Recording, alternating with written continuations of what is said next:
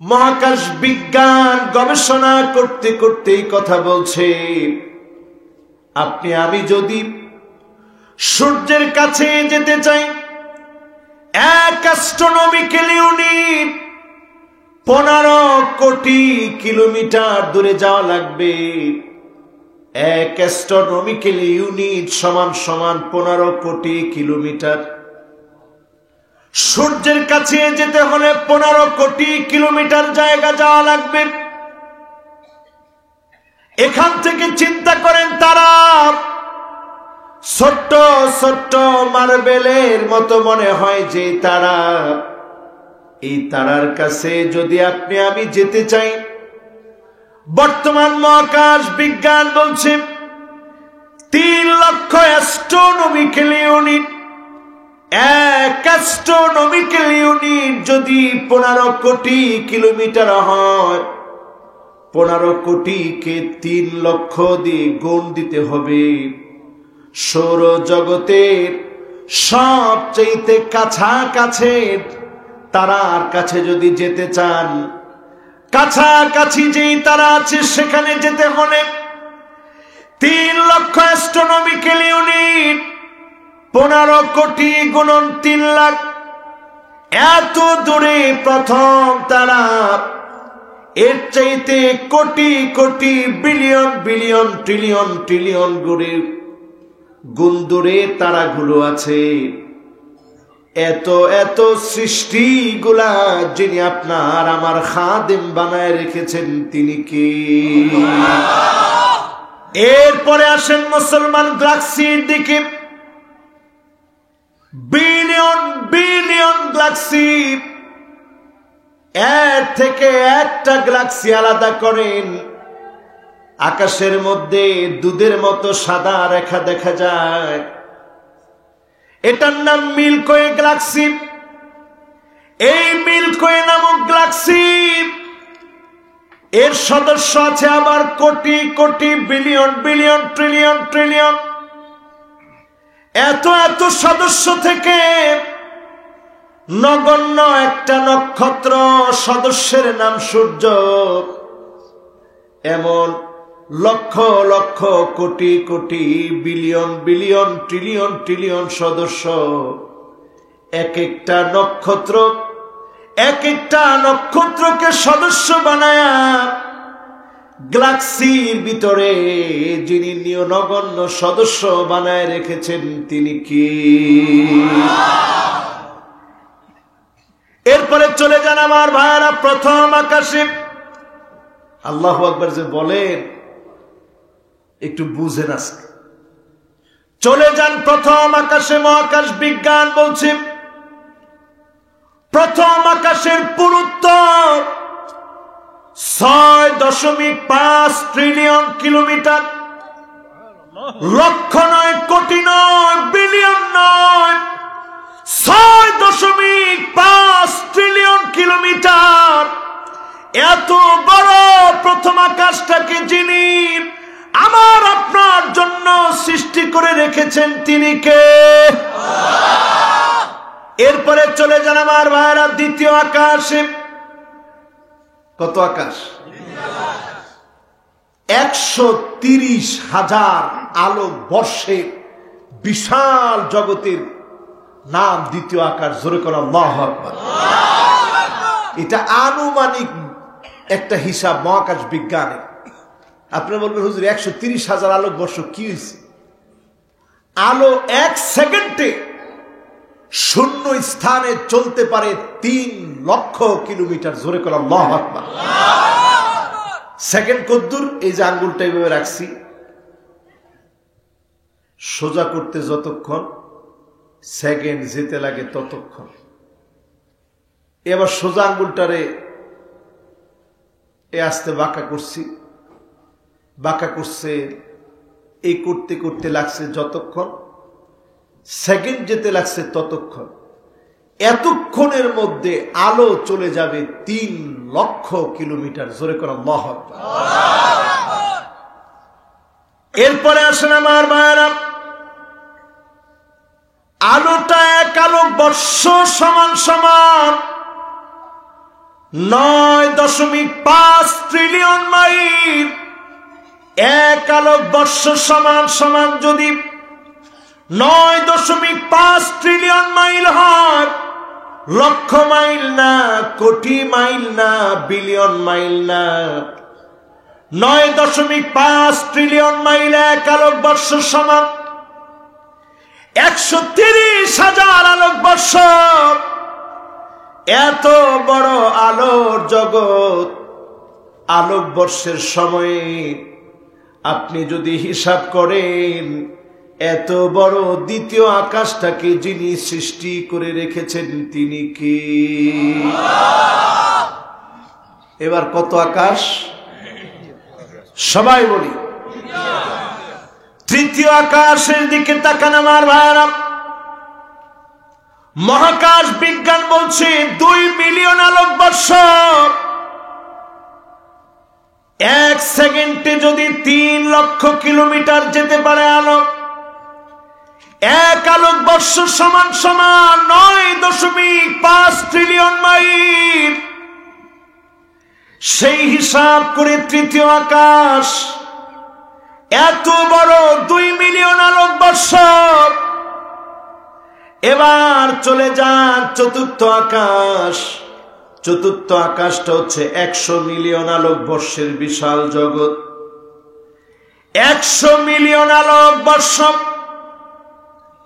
এখান থেকে চলে যান পঞ্চম আকাশ। পঞ্চম আকাশটা 1 বিলিয়ন আলোকবর্ষ। সেখান থেকে চলে যান ষষ্ঠ আকাশ, 20 বিলিয়ন আলোকবর্ষ। এত বড় আকাশ পথের বিশাল জগৎটাকে যিনি সৃষ্টি করে রেখেছেন তিনি কে? সামান্য আমরা যখন কক্সবাজারে যাই, বলতে থাকে বিমানটা এখন 16,000 ফিট উপরে আছে।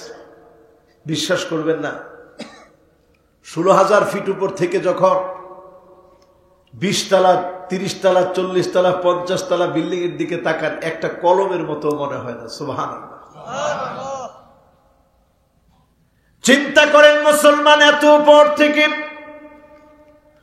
16,000 ফিট উপর থেকে কলমের মতো মনে হয় না, বড় বড় বিল্ডিং।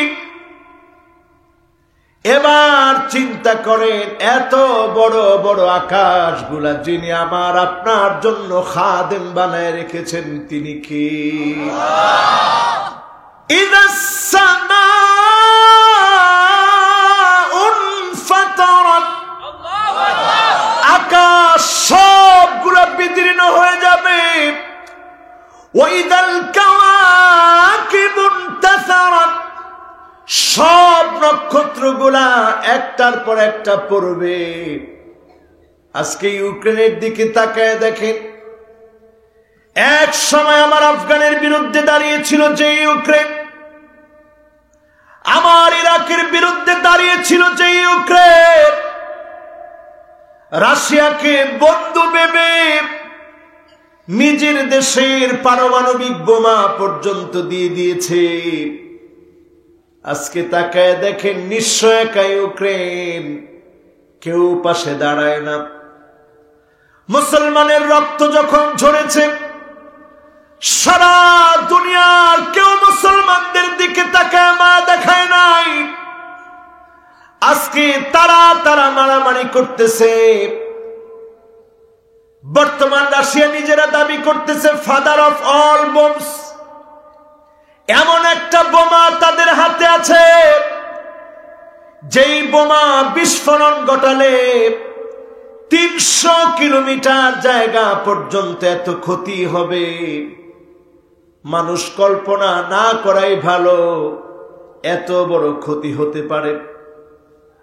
এই হচ্ছে আমার ভাইয়েরা সাধারণ দুনিয়ার শক্তি, দুনিয়ার পর পরাশক্তি, দুনিয়ার শক্তি, ক্ষণস্থায়ী শক্তির বিস্ফোরণ।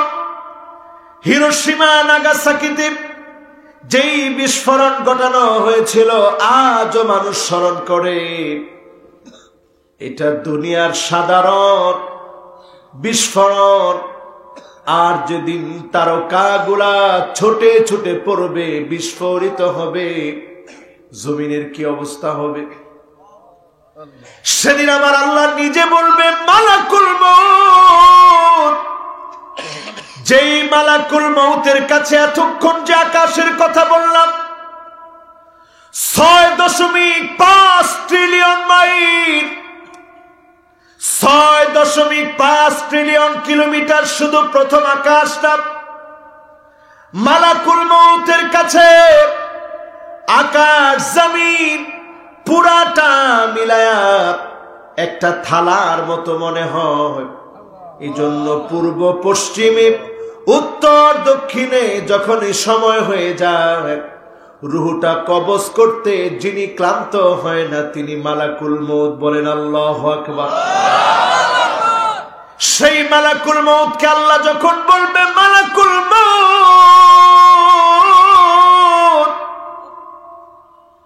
আরশে আজিম বহনকারী, খুঁটি বহনকারী 4 ফেরেশতাকে মৃত্যু দাও। আরশে আজিম চিৎকার মেরে উঠবে, আল্লাহ এই ফেরেশতাদেরকেও মৃত্যু দিবেন। আল্লাহ পাক বলবে, যত আমার সৃষ্টি আছে সবগুলার মৃত্যু হবে, আরশ বহনকারী ফেরেশতাদের মৃত্যু হয়ে যাবে। আল্লাহ বলবে, মালাকুল মউত আর কে কে বাকি আছে? সেদিন মালাকুল মউত বলবে, আল্লাহ সব শেষ, আকাশ ফেটে চৌচির হয়ে গেছে, তারকাগুলা সব বিক্ষিপ্ত হয়ে ছুটে ছুটে পড়েছে। বর্তমান জ্যোতির্বিদরা এই তথ্য দিচ্ছে কত পরিমাণ তারা আছে। জ্যোতির্বিদরা বলে, যেই পরিমাণ ধূলি বালি আছে সম পরিমাণ তারকারাজি যিনি সৃষ্টি করে রেখেছেন তিনি কে? সব পড়বে। চিন্তা করেন মুসলমান, সেদিনটা কত ভয়াবহ হবে। মালাকুল মউতকে আল্লাহ বলবে, এক এক করে আমার সম্মানিত ফেরেশতাদের জানগুলা কবজ করো। আল্লাহর নবী মিরাজের রজনীতে দেখলেন, ইন্না ইসরাফিল ইলতাকামা সুরহু। আমার দিকে তাকান, সিংহার মধ্যে ভাবে সিংহাটা কামড় দিয়ে ধরে রেখেছে, একটা কান উপরের দিকে ভাবে তাক করে রেখেছে, আরেকটা কান নিচের দিকে দিয়ে রেখেছে। আল্লাহর ওয়াদা শোনার জন্য অপেক্ষায় আছে ইসরাফিল আলাইহিস সালাম। সেদিন ইসরাফিল আলাইহিস সালামের জানটা যখন কবজ করা হবে, সিংহাটা উড়ে গিয়ে আরশে আজিমের সঙ্গে মিলে যাবে। মিকাইল আলাইহিস সালামের জানটা কবজ করা হবে, জিবরাইল আলাইহিস সালামের জানটা কবজ করা হবে। আল্লাহ রাব্বুল আলামিন প্রশ্ন করবেন, মালাকুল মউত আর কে কে বাকি আছে? মালাকুল মউতের কাছে আসমান আর জমিনটা একটা প্লেটের মতো। সেই মালাকুল মউত বলবে, আল্লাহ এই প্লেটের মতো আপনার এই জগতের দিকে তাকায় তো আর কাউকে দেখি না,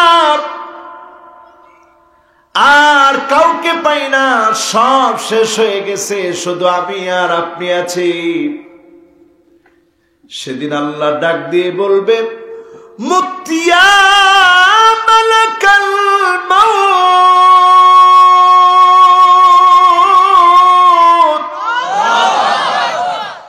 মালাকুল মউত মরে যাও।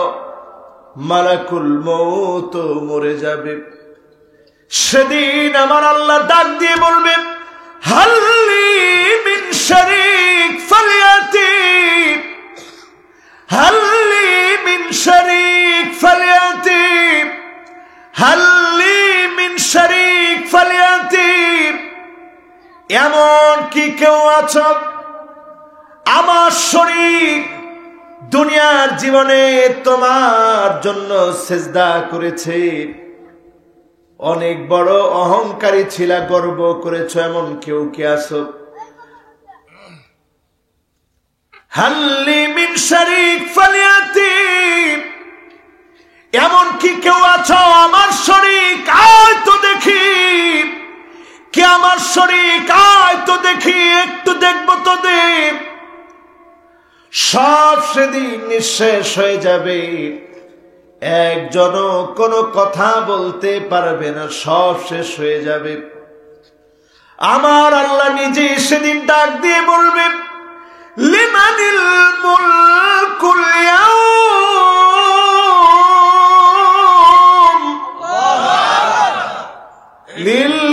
লিল্লাহিল ওয়াহিদিল কাহ্হার।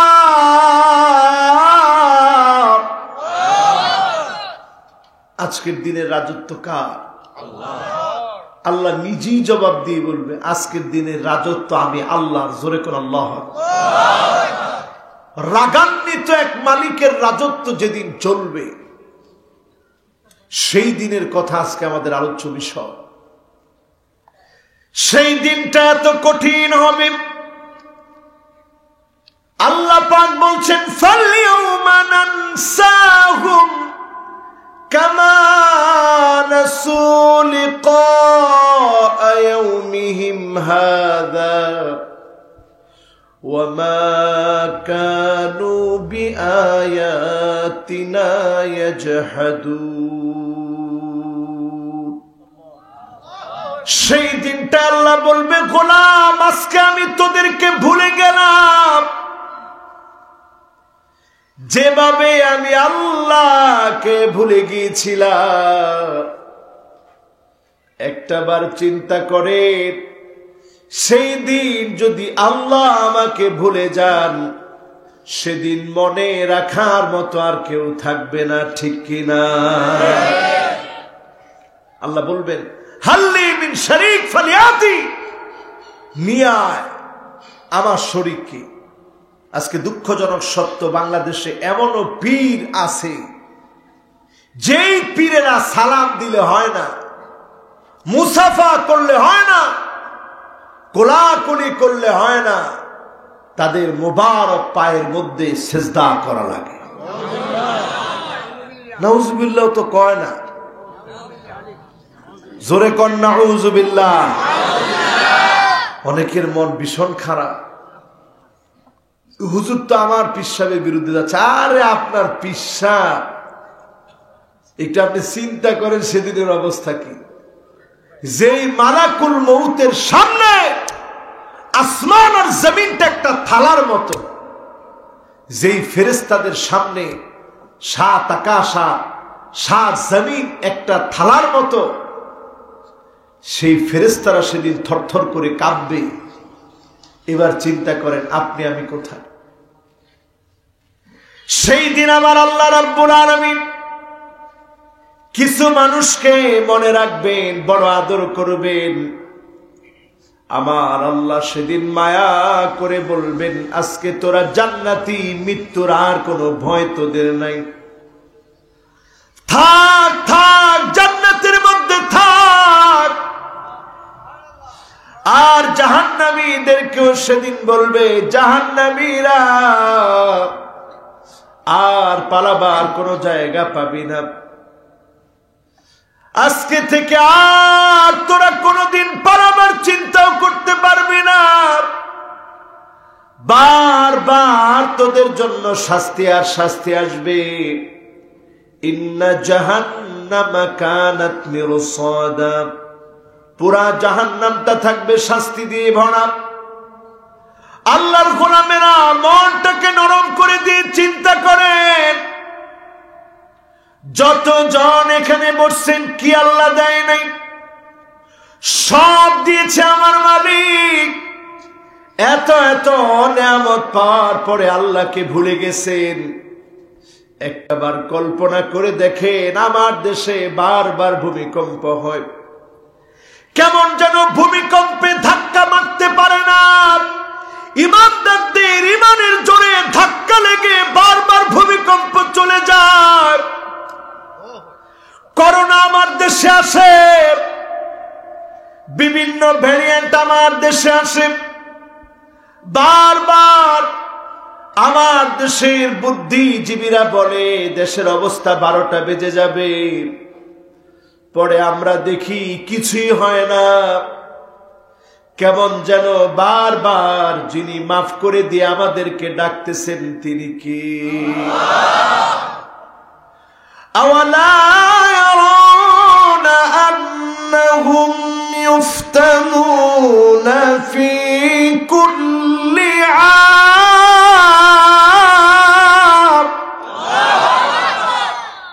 ফি কুল্লি আমিন মাররা আও মাররাতাইন।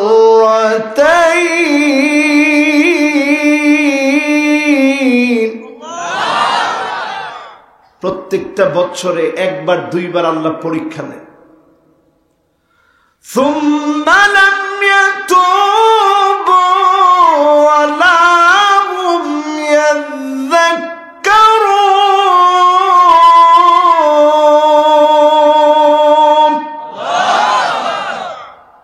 একবার দুইবার প্রত্যেকটা বছরে পরীক্ষা নেন, ধাক্কা লেগে লেগে চলে যায়। করোনার ঢেউ আসে, বিদায় হয়ে চলে যায়। এমন পরিস্থিতি তো খোদ আমার দেশে আমরা দেখেছিলাম।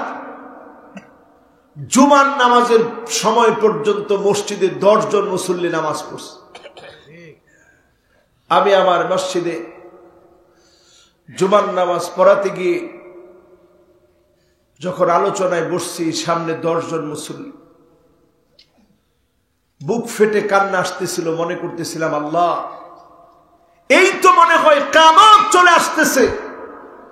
এত বড় আযাব স্বচক্ষে আল্লাহ আপনি আমাদেরকে দেখালেন।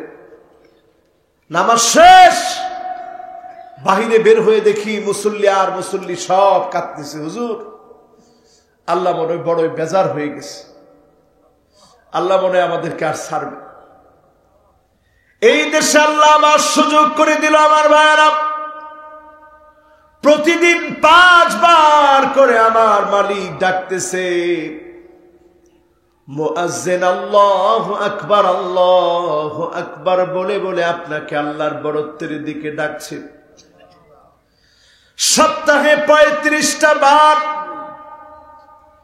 আপনাকে আমাকে মালিকের বরত্বের দিকে ডাকা হচ্ছে। এক মাসে 150 বার আপনি সুযোগ পাচ্ছেন আল্লাহর ডাকে সাড়া দেওয়া। এমন এক মালিকের ডাকে সাড়া দিবেন যার আকাশের সামনে crore crore billion billion trillion trillion ভাগের 1 ভাগ আপনি না। এমন এক মালিকের জন্য সেজদা দিবেন। কুল্লুন ফি ফালাকি ইয়াসবাহুন।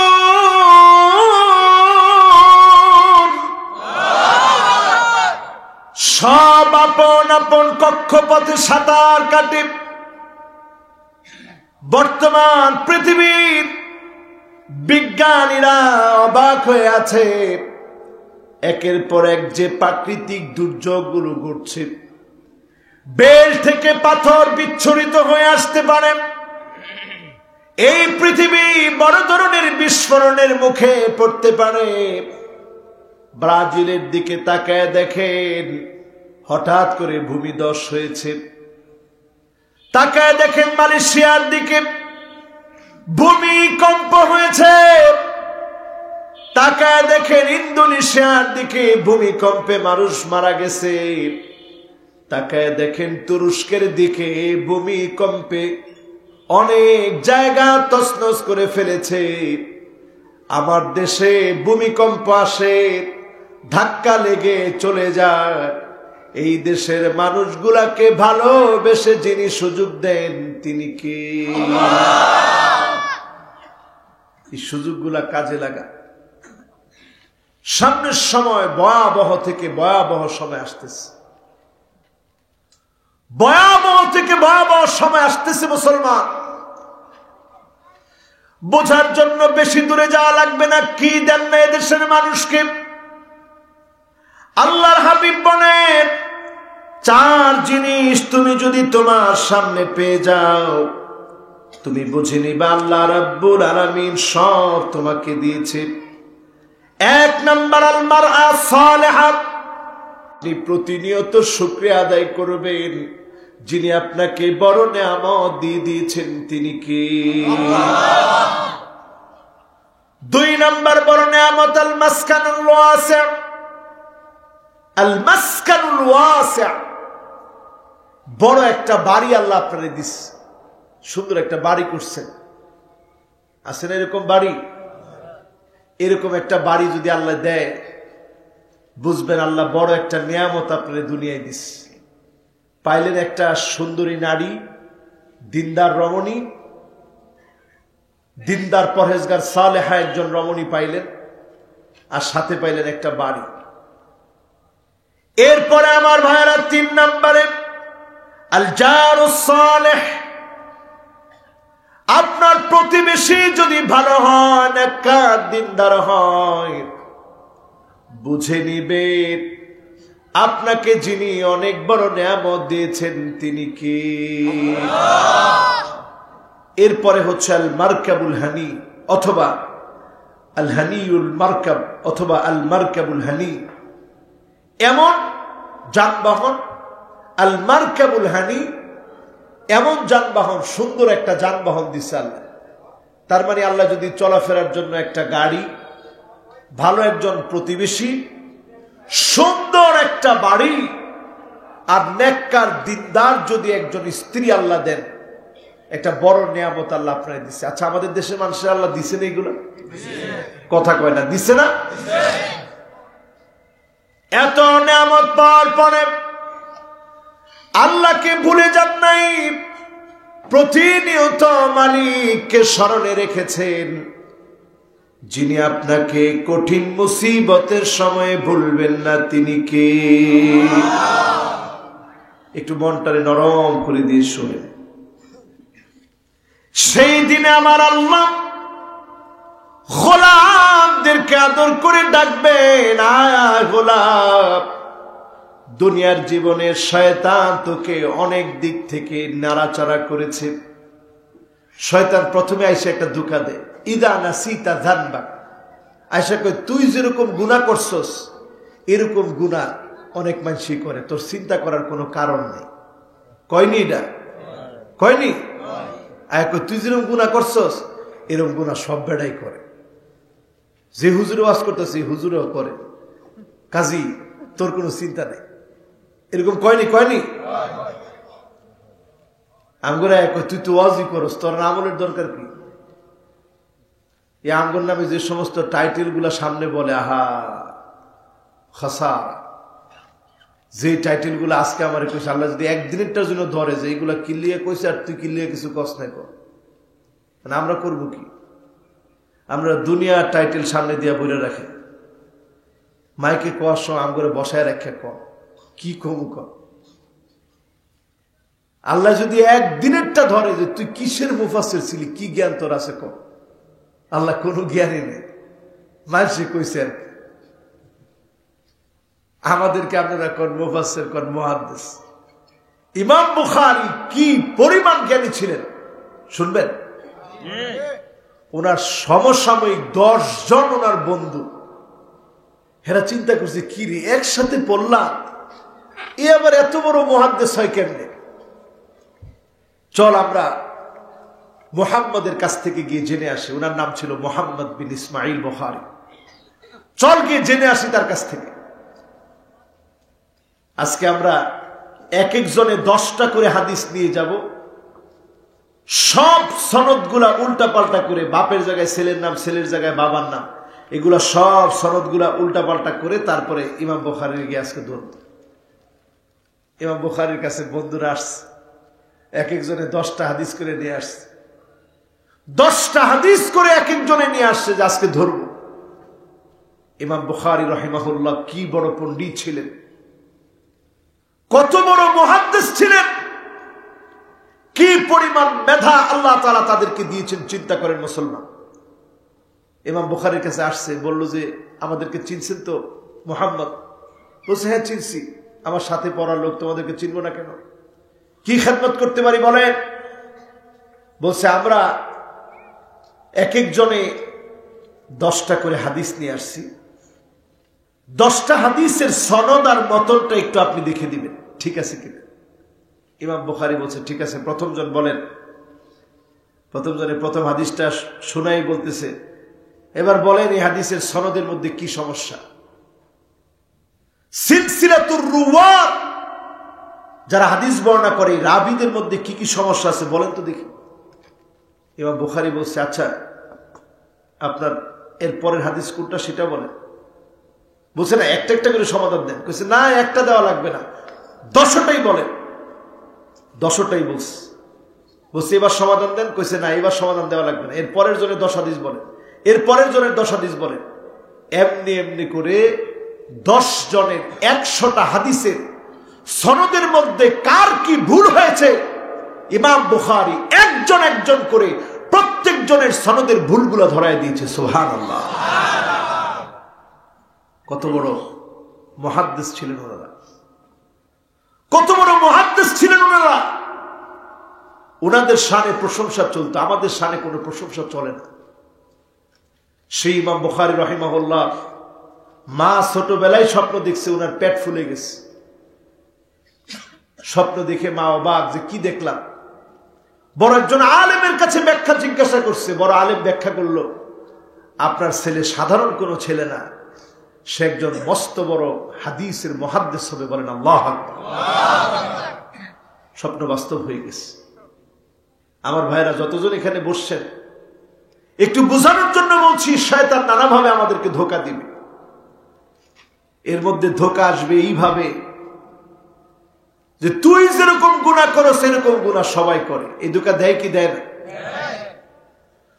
2 নম্বরে শয়তান ধোঁকা দিবে ইদাস্তাকসারাল ইনসানু আমালাহু, একটু সুন্দর সুন্দর ভালো ভালো আমল যখন আপনি করবেন, রাতের তাহাজ্জুদ দিয়ে যখন চোখের পানিটা দিয়ে ভিজাবেন, তাহাজ্জুদের সময় যখন জাগ্রত হবেন, শয়তান এসে আপনাকে বলবে তোমার ইবাদতের কথা সবাইকে বলো।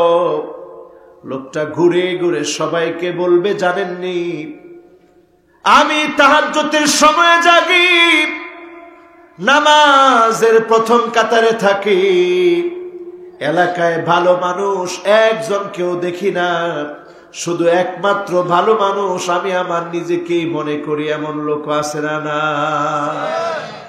দেখবেন বসলেই বলবে হুজুর এলাকায় ভালো লোক বলতে কেউ নেই, খালি আমি একলাই আসি, একটা লোক ফজরের নামাজে আসেন, আমি একলাই আসি। এরকম যদি আপনি আসতে পারেন, আল্লাহর কাছে কৃতজ্ঞতার মস্তকটাকে অবনত করে বলেন আল্লাহ আপনার শুকরিয়া, আমি আসতে পেরেছি। অহংকার করবেন না, এটা শয়তানের ধোঁকা, ঠিক কিনা বলেন? 3 নাম্বার, ইদা আজাবাল ইনসানু বিরাইহি, আপনি যখন নিজেকে কিছু একটা মনে করবেন আমি কিছু একটা হয়ে গেছি, আপনার অহংকারের কারণে যিনি পতন দিয়ে দিবেন তিনি কি? এটা শয়তান মনের ভিতরে দেয়। কোনো অহংকার নেই, আমরা একেবারে নাথিং। একটু আগে আমরা বুঝালাম একমাত্র সবচেয়ে বড় কে? আল্লাহু আকবার। সবাই বলেন আল্লাহু আকবার। আপনাদের খুব কষ্ট হয়ে যাচ্ছে? আমি আর 10-15 মিনিট কথা বলবো না। মাদ্রাসার তালিবুল ইলম যারা, মাদ্রাসা গেট বন্ধ হয়ে যাবে না? এটাও হইতে পারে যে রাত 12টার সময়।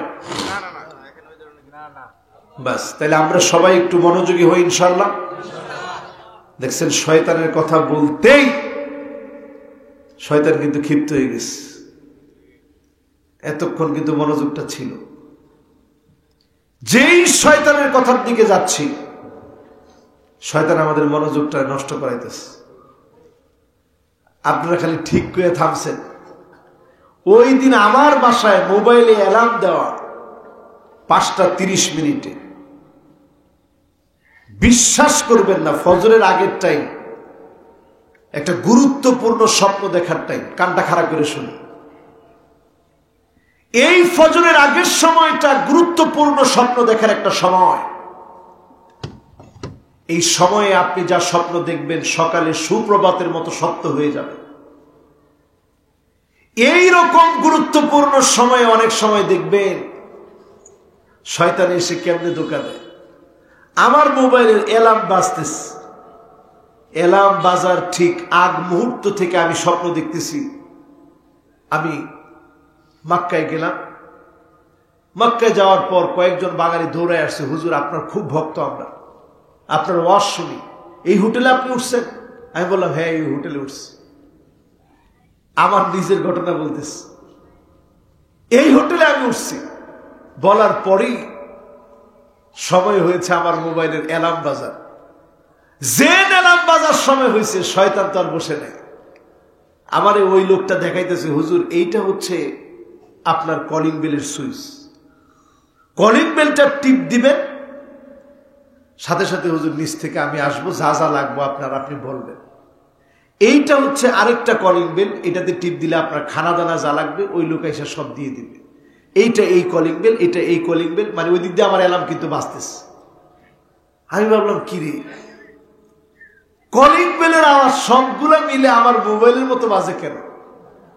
আমি ওই লোকের জিজ্ঞাসাও করছি, আমার স্পষ্ট মনে আছে স্বপ্নে, যে কিরে ভাই সব তো দেখি মোবাইলের মতো বাজতেছে। হুজুর এই দেশে আধুনিক তো, এই জন্য এরকম আওয়াজ হইতেছে। এর মধ্যেই আমার আম্মা ডাক দিছে, কিরে বাবা জামাতে যাওয়ার জন্য উঠো। আমি অবাক হয়ে চিন্তা করলাম, শয়তান কত বড় ধোকার মধ্যে মানুষকে ফেলে রাখে। এরকম ঘটনা কি খালি আমার সাথে হয় না, আপনাদের সাথে হয়? কথা কয় না, আপনাদের সাথে হয়নি? এজন্য আমার ভাইয়ের আজকের এই মাহফিল থেকে মনে করে নেন,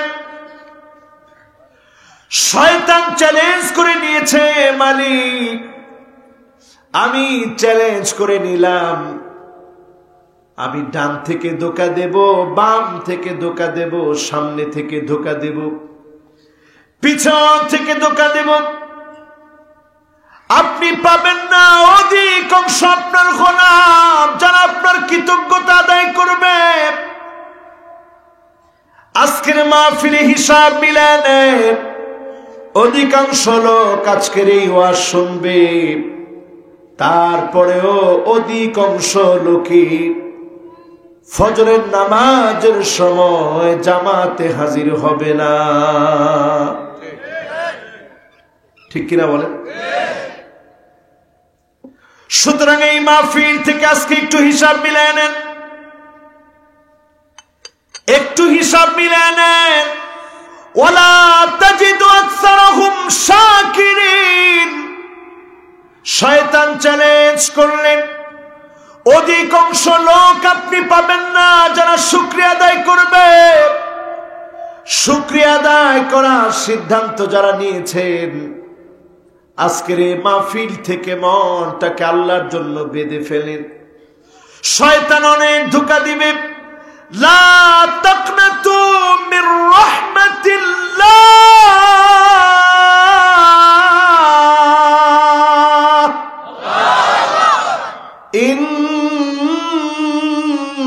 ইন্নাল্লাহা ইয়াগফিরুয-যুনুবা জামিআ।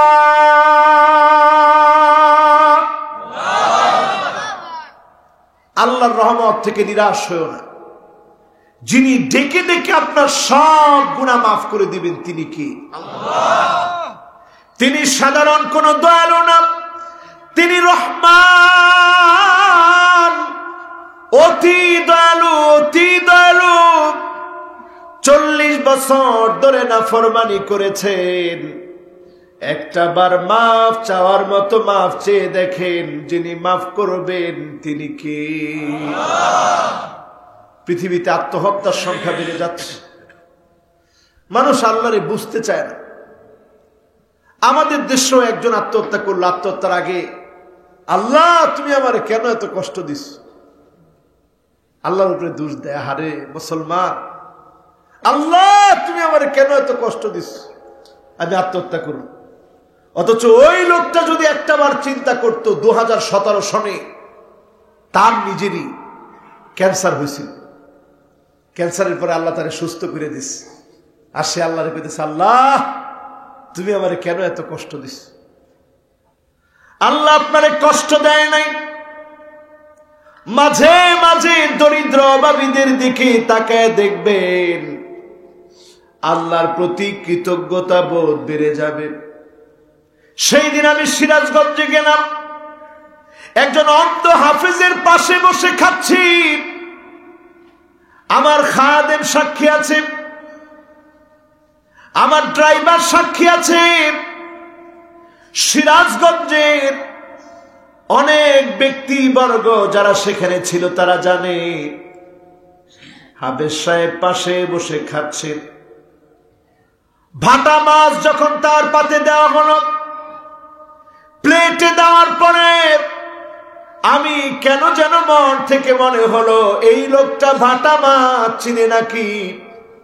আমি বললাম, হাফেজ সাহেব বলেন তো দেখি, আজকে যদি আপনি বলতে পারেন আপনার প্লেটে কি মাছ।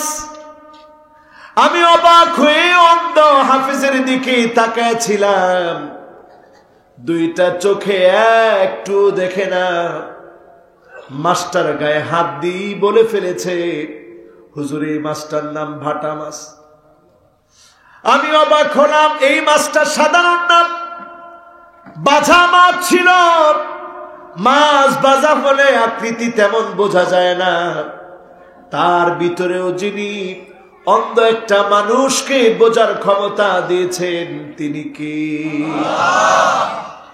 একদিনও সে বলে না আমি ভালো নাই।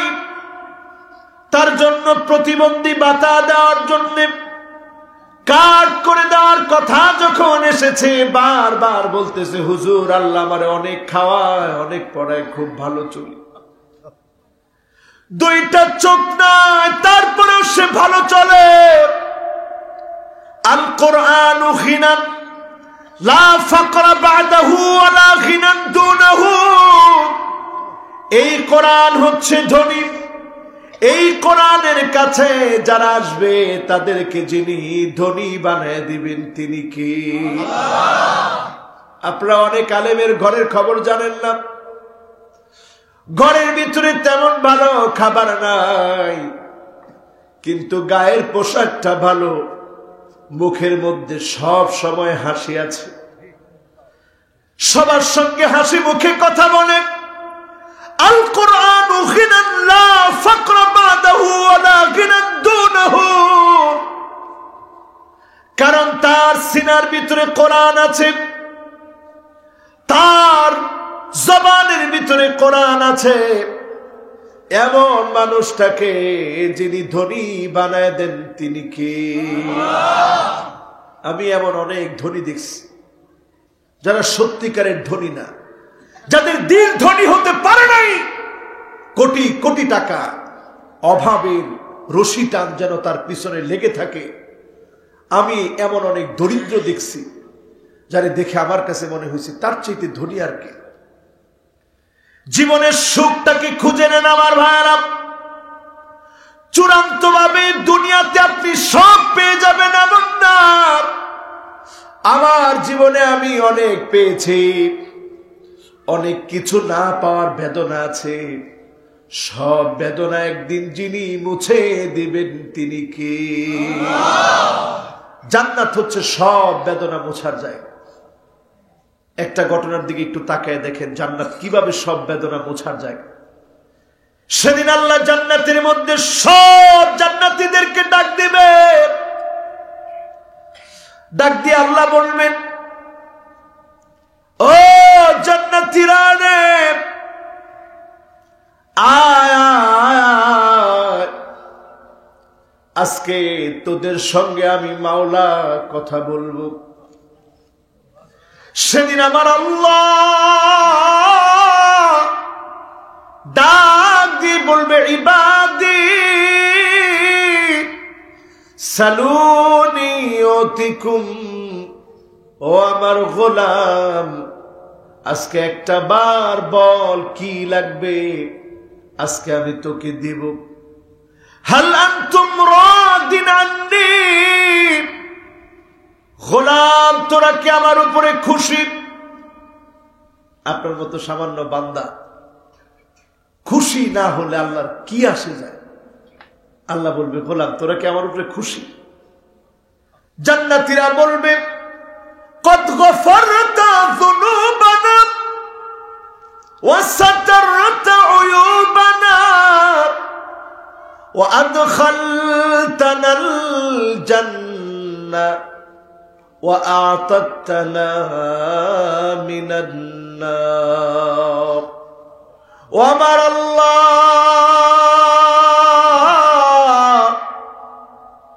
সব গুনাহগুলা মাফ করে দিয়েছেন, গুনাহগুলা গোপন করেছেন। আল্লাহ জাহান্নামের আগুন হারাম করে দিয়েছেন, জান্নাতের এত এত এত নিয়ামত গুলা দিয়েছেন, কি দেন নাই গো মালিক, আমরা খুশি। আল্লাহ বলবেন এই বাদী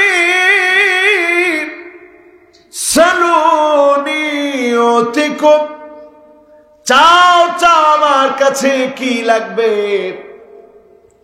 সেদিন জান্নাতীরা আল্লাহকে বলবে সব পেয়েছি ও মালিক, কি লাগবে, না চাইতেই তো সব দিয়েছেন। সেদিন আবার আল্লাহ গোলামদেরকে ডেকে বলবে ইবাদি সালুনি ওতিকুম, চাও চাও আমার কাছে চাও। আদম আলাইহিস সালাম সেদিন বলবে ও জান্নাতীরা রে, আজকে সবাই মিলে বলো আল্লাহ যেন কোনদিন আমাদেরকে জান্নাত থেকে বের করে না দেয়। জান্নাতীরা বলবে আল্লাহ কোনদিন আপনার নিয়ামতের জান্নাত থেকে বের করে দিন না। আল্লাহ পাক বলবে উহিল্লু আলাইকুম রিদওয়ানি ফালা আসখাতু আলাইকুম বা'দাহু আবাদা। যা যা রে গোলাম, আমি আল্লাহ তোদের উপরে রাজি খুশি হয়ে গেলাম, একজনকেও আমি আল্লাহ জান্নাত থেকে বের করে দেব না, একজনও বের করব। আবার আল্লাহ একটা ডাক দিবেন ইবাদি সালুনি ওতিকুম, চাও চাও আমি আল্লাহ দিতে বড় ভালো লাগে, তোদেরকে কিছু একটা দিব। জান্নাতীরা বলবে আল্লাহ সব তো দিয়েছেন, গুনাহ মাফ করে দিয়েছেন, এত এত গুনাহগুলা সব গোপন করে রেখেছেন, জাহান্নামের আগুন হারাম বানায় দিয়েছেন, জান্নাতের মালিক বানায় দিয়েছেন, আল্লাহর কি চান? আল্লাহ বলবেন বান্দা চা, চাইলে আমার দিতে ভালো লাগে, তোরা কি আমার উপরে খুশি? জান্নাতীরা বলবে আল্লাহ খুশি। সেই মুহূর্তে আমার মালিক বলবে চাও গোলাম কি লাগে? নবী মুসা আলাইহিস সালাম বলবে জান্নাতীরা রে, আজকে আল্লাহকে বলো আল্লাহ দুনিয়ার জীবনে বারবার আপনাকে দেখতে চেয়েছি, এক নজর দেখতে চেয়ে দেখতে পারি নাই, আজকে এক নজর হলেও দেখতে চাই। নবী মুসা আলাইহিস সালাম জান্নাতীদেরকে যখন বলবে, সব জান্নাতীরা বলবে আল্লাহ এক নজর হলেও আপনাকে দেখতে চাই। সাতারাউনা রাব্বাকুম কামা তারাউনা হাযাল কমার وفي رواية أخرى سترون ربكم كما ترون هذا القمر ليلة البدر। পূর্ণিমার চাঁদ দেখতে যেমন কোনো অসুবিধা হয় না, পূর্ণিমার চাঁদের মতো এক নজরে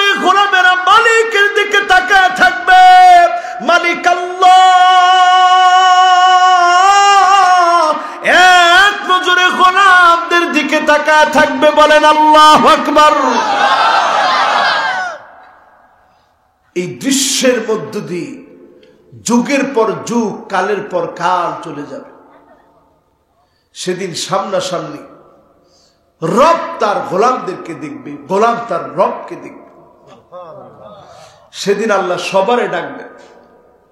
আল্লাহ তো তাদেরকে ডাকবে যারা দুনিয়ার জীবনে মালিককে ভুলে নাই, অভাব অনটন কষ্ট দুঃখ যন্ত্রণা জেল জুলুম নির্যাতন নিপীড়ন সব ভোগ করেছে, মালিককে ভুলে যায় নাই। তাদেরকে মালিক ভুলে যাবে না, মালিক তাদেরকে আদর করে ডাকবে, মহব্বত করে ডাকবে। সেদিন মালিক তাদেরকে স্মরণ করবে, সেদিন মালিক তাদেরকে ভুলে যাবে। সামান্য দুনিয়ার জীবন পেয়ে মালিককে যারা ভুলে গিয়েছে, তাদেরকে সেদিন মালিক ভুলে যাবে। এই যে জীবন, এই যে যৌবন, এই যে সময় যিনি দিয়েছেন তিনি কে? আমার তরুণেরা, আমার মুরব্বীরা, শেষ কথায় বলি, সময়গুলো একটু কাজে লাগা। সময়টা বড় কঠিন। ইল্লাম তাক্তা কাতাক। আজকে আপনি সময়কে কাজে লাগাবেন না, একদিন আপনি ৭৮ বছরের বৃদ্ধ হয়ে যাবেন। এই যে মাস্টার সাহেব কোথায়? মাশাআল্লাহ, ৭৮ বছরের একজন নৌজওয়ানের মতো লাগে। উনি ছিলেন ওনার বাবার এক সন্তান। ওনার আবার সন্তান ৭ জন। ৭ জন না, 7 ছেলে 2। ওনার বাবার বড় শখ ছিল, আহারে আমার এই পরিবারটা বড় হচ্ছে না, একটা ছেলে। আল্লাহ দেখেন ওনার পরিবারটা বড় করে দিচ্ছে। জীবনের এক বিরাট অধ্যায় পার করে ৭৮ বছরে আল্লাহ পাক ওনাকে অনেক সুস্থ রাখছে। উদাহরণটা এই জন্য টানলাম, ইন্না হায়াতাকা কদ তাজুলু কামিসলিশ শামস। উনারই চোখের সামনে উনি হায়াতে আছে, ওনার সন্তান দুনিয়া থেকে চলে গেছে। বাবার কাঁধের মধ্যে ভারী একটা বোঝা চেপেছে। ও তরুণেরা, কতক্ষণ আমার সময় আছে আমি তো জানি না, কখন আমার ডাক চলে আসবে আমি জানি না। পরিসংখ্যান বলছে এখন তরুণেরা অনেক মারা যাচ্ছে। বিভিন্ন আসক্তি তরুণদেরকে মৃত্যুর দিকে টেনে দিচ্ছে, মৃত্যুর দিকে ধুকে ধুকে ফেলে দিচ্ছে। ও তরুণেরা, এমন সময় চলে এসেছে ফিতনা ফাসাদ চার দিক থেকে এখন গ্রাস করে ফেলেছে। লাব্বাসাহু ওয়া মাওয়াহু। দাজ্জালের ফিতনা এমন ভাবে আপনাকে পাকড়াও করবে, আমাকে পাকড়াও করবে, আমাদেরকে পাকড়াও করবে। ছোট্ট বাচ্চা দেখবে শীতের জামা, শীতের সোয়েটার, শীতের মোজা, শীতের টুপি পরতে চায় না, মা জোর করে টেনে টেনে পরায়, না হলে ঠান্ডা লাগবে। যেমনি জোর করে করে পরানো হয়, এমন একটা সময় আসবে ফিতনায় আপনি যেতে চাবেন না। আপনি নামাজি, নামাজ পড়েছেন, ফিতনার মধ্যে পা দিতে চাবেন না। টেনে টেনে ফিতনার ভিতরে আপনাকে ফেলে দেওয়া হবে। দাজ্জালের ফিতনা তো এমন ফিতনা, আপনাকে টেনে টেনে পড়া দিবে, টেনে টেনে ফেলবে। এখন পোশাকের দিকে তাকায় দেখেন, আপনার আমার আদরের মেয়ে দাজ্জালের ফিতনায় পড়ে ছেলে হয়ে মেয়ের মতো পোশাক পরে, আদরের মেয়ে মেয়ে হয়ে ছেলের মতো পোশাক পরে, ঠিক না বেঠি? কিছুই করার নেই। আপনি বাবা, কোন বাপ শয়তানের অমঙ্গল চায়? কোন বাপ সন্তানের অমঙ্গল চায়? সব বাপ। তোমার সন্তানটা নেককার না, বাহ্যিক দৃষ্টিতে এটা তোমার সন্তান হতে পারে, কিন্তু এটা তোমার সন্তান না, কারণ তোমার সন্তানটা নেককার না। যতজন আজকের এখানে বসলেন সন্তানদেরকে ফিতনা ফাসাদ থেকে বাঁচাতে, আপনি বাবা সন্তানদেরকে বোঝান, সন্তানদেরকে হাত জোর করে বোঝান, চোখের পানি ছেড়ে ছেড়ে বোঝান, ছোটবেলা থেকে নসিহত করেন, ফিতনা থেকে বাঁচতে জুমাবারে পুরা সূরা কাহফটা পড়েন, বুঝেন, 10টা আয়াত প্রতিদিন তেলাওয়াত করেন, বুঝেন। সামনের দিনের হাতিয়ার হবে সূরা কাহফের 10টা আয়াত। আদাআ লাহু মিনান নূরি মা বাইনাল জুমাতাইন। এক জুমায় যদি সূরা কাহফ পড়েন, আরেক জুমা সারা পর্যন্ত যিনি ফিতনা ফাসাদ থেকে হেফাজত করবেন তিনি কি? এই যে ইউক্রেন আর রাশিয়া লেগেছে, এটা একটা যুদ্ধ। রাসূল বলেছেন মালাহেম, অনেকগুলো যুদ্ধ হবে পৃথিবী মুসলমানদের হাতে আসার আগে। এখন শুরু হয়ে গেছে, তারা তারা লাগছে, অনেকগুলো যুদ্ধ হবে। পরিস্থিতি মোটেও ভালোর দিকে যাবে না, ভয়াবহ থেকে ভয়াবহ হবে। কি পরিমাণ ভয়াবহ হচ্ছে এখন আপনারা দেখছেন, আরো ভয়াবহতার দিকে যাবে। এই ভয়াবহতার পরেই মুসলমানদের একটা বিজয় তো তখন আসবে, সারা দুনিয়াতে মেসাকার যখন হয়ে যাবে।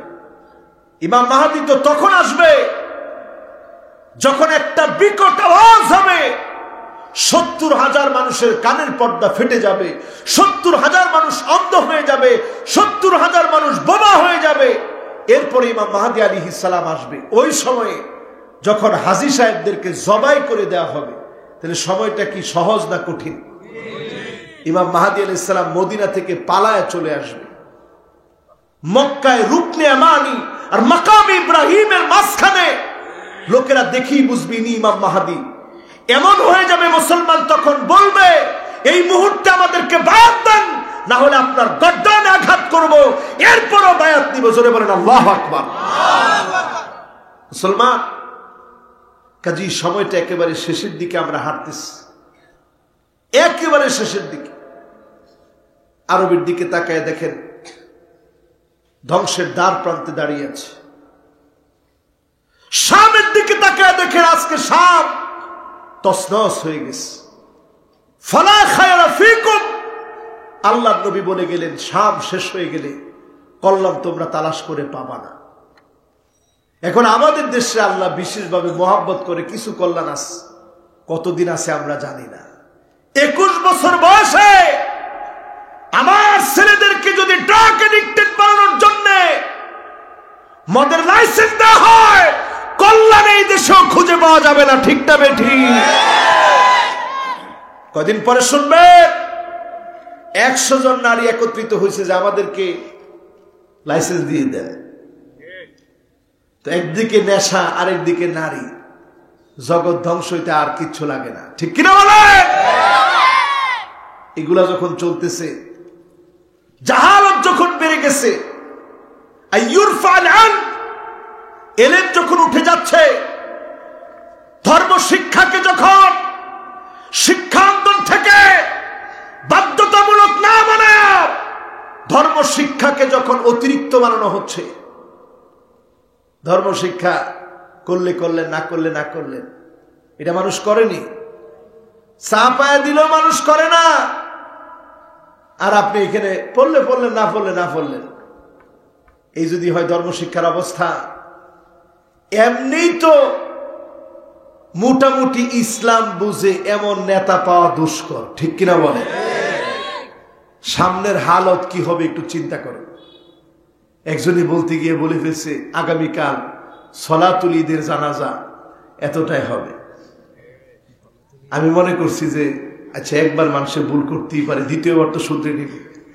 পিছন থেকে একজন কইতেছে হায় রে সলাতুল ঈদের নামাজ, এইবার কইতেছে সলাতুল ঈদের নামাজের জানাজা। যেহেতু নামাজটা বলে দিছে, তাহলে নামাজটা খালি এক করি, এরপরে জানাজা তো ঠিক আছে। এই হচ্ছে দশা মুসলমান। তা আমাদের মধ্যে জাহালত আসবে না, কি আসবে? সামনের দিনগুলা ভয়াবহ আসতেছে। ফালিয়ারতাকিবু ইনদা যালিকা রিহান হামরা, আগুনের পরে আগুন আসবে। আহা, আগুন জ্বালায়া পুরায়া সারখার করে দিবে। জালজালা খসফান ওয়া মাসখা, একের পর এক ভূমিকম্প আসবে, জমিনটা তছনছ হয়ে যাবে, ভূমিধস শুরু হয়ে যাবে, আকাশ থেকে একটার পর একটা গজব আসবে, চেহারা বিকৃত হয়ে যাবে, ছেলে মেয়ে হয়ে যাবে, মেয়ে ছেলে হয়ে যাবে। ও মুসলমান, আযাবের ভিতরে আমরা পড়ে আছি, এখনো সময় আছে। আল্লাহর কাছে মাফ চান, ফিরে আসেন। আমার আপনার চক্ষু বন্ধ হয়ে যাবে। যিনি আপনাকে আমাকে আদর করে সেদিন মনে রাখবেন, মনে করবেন তিনি কে। আসহাবে কাহাফের যুবকদের মতো যুবক হন। শেষ কথা বলি, সেই যুবকেরা কেমন যুবক ছিল? এমন যুবক ছিল, বাদশা ডাইকে আনছে, এদিকে তোরা নাকি আমারে মানুষ না, কারে মানুষ? কারে? উপরে একজন আছে আল্লাহ, ওনারে মানি, আল্লাহ পাককে মানি, সব ক্ষমতার মালিক যিনি, ওনারে মানি। বাদশা বললো এত কিছু বুঝি না, আমার রাজ্যে থাকলে হয় মানবি, নাহলে গর্দান দিবি, দুইটার একটা, আর কোনো অপশন নেই। আজকে তোদেরকে ছাড় দিলাম, তোরা যুবক মানুষ বাড়িতে যা, এরপর গিয়ে সিদ্ধান্ত নেই। যুবকরা বাড়ি গিয়ে সিদ্ধান্ত নিছে, না প্রয়োজনে দেশ ছাড়বো, কিন্তু আল্লাহরে ছাড়বো না। সুবহানাল্লাহ। দেশ ছেড়েছে, রাজ্য ছেড়েছে, সেই সময়ে দামি কোনো যানবাহন নাই, সেই সময় সব ছেড়ে গুহার মধ্যে যুবকের আশ্রয় নিয়েছে। একদিন দুই দিন না, 309 বছর যিনি যুবকদেরকে ঘুম পড়ায় রেখেছেন তিনি কে?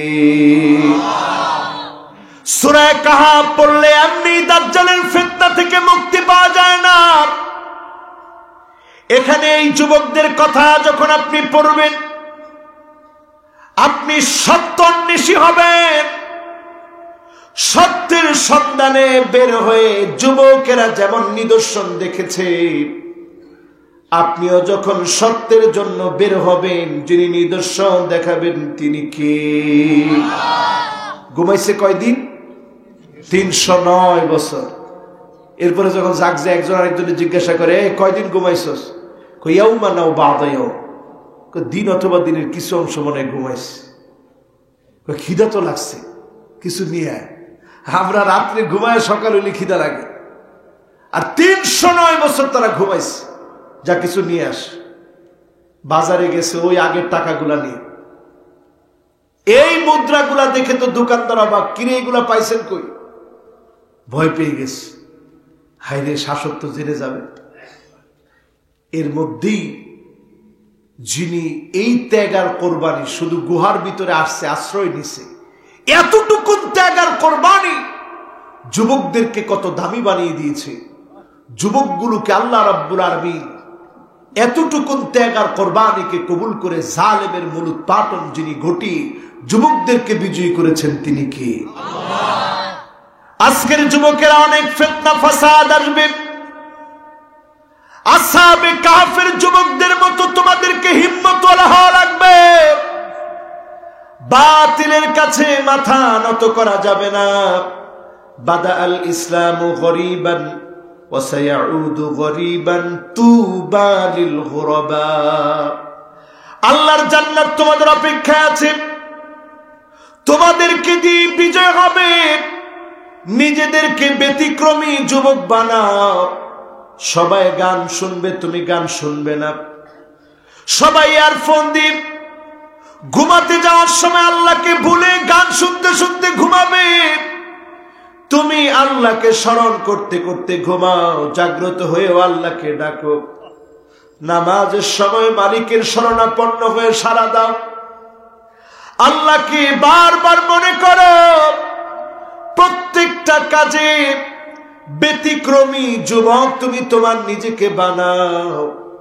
যদি ব্যতিক্রমী যুবক হতে পারেন, আসহাবে কাফের যুবকদেরকে গুহার ভিতরে ঘুম পাড়া রেখে যিনি বিজয় দিলেন, আগামীর বিজয় যুবকদের হাতে যিনি দিবেন তিনি কে? সুতরাং আর অবহেলার সময় নেই। আল্লাহ পাককে ডেকে, আল্লাহ যেদিন আমাদেরকে স্মরণ করবেন, আল্লাহ যেন আমাদেরকে ভুলে না যান, আমরা যেন আল্লাহর কাছে স্মরণীয় হতে পারি, দামি হতে পারি। আল্লাহ যেন তৌফিক দান করেন, পড়েন আমিন।